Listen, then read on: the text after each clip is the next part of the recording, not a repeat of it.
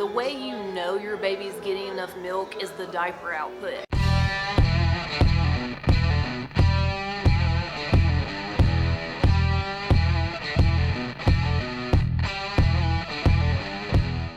Hey guys, it's Abby from Abby's Effortless Home Cooking. Recently, I asked people what type of videos they would like me to make. So I had some suggestions about what kind of topics that people would like to hear as far as nutrition or lactation. And one of the biggest things that people ask me is, how do I boost my milk supply? So there really is no trick to boosting your milk supply.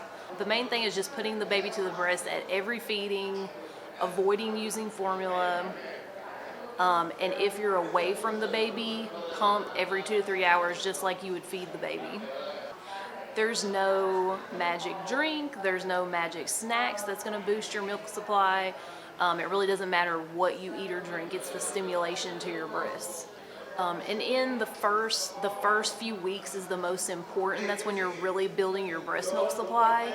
So a lot of times what happens, mom thinks they're not making enough milk, and then they start supplementing with formula, and that actually is what creates the problem. You're skipping feedings with the formula and the milk's just sitting in your breast, so that tells your body to make less milk. When your baby's first born, all you have is the colostrum. It's like this real thick, sticky yellow stuff. And that's enough for your baby. Your baby's tummy is only the size of a grape at birth. Then on maybe, depends on whether you have a vaginal birth or a C-section, but if you have a vaginal birth, maybe day 3, day 4, your mature milk will come in. If you have a C-section, it may be day 6 or 7. This is totally normal, and the colostrum will fill your baby up until your mature milk comes in. Also, a deep latch helps ensure that your baby's getting good milk transfer. If the baby has a shallow latch, then it's like trying to drink through a pink straw. You're just not going to get as much milk out of there.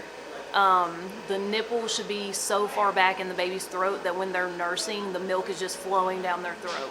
And then the way you know your baby's getting enough milk is the diaper output. So as long as your baby's having wet diapers and poop diapers, then that tells you that they're getting enough milk. And then also take your baby to all their weight checks, all their checkups, and then the doctor will let you know like your baby's gaining weight like they should. Usually right after your baby's born and your mature milk comes in, you'll get a lot of engorgement. That's your body's natural response. So when your mature milk first comes in, your body kind of floods you with milk, and that's just to ensure that your baby's getting enough.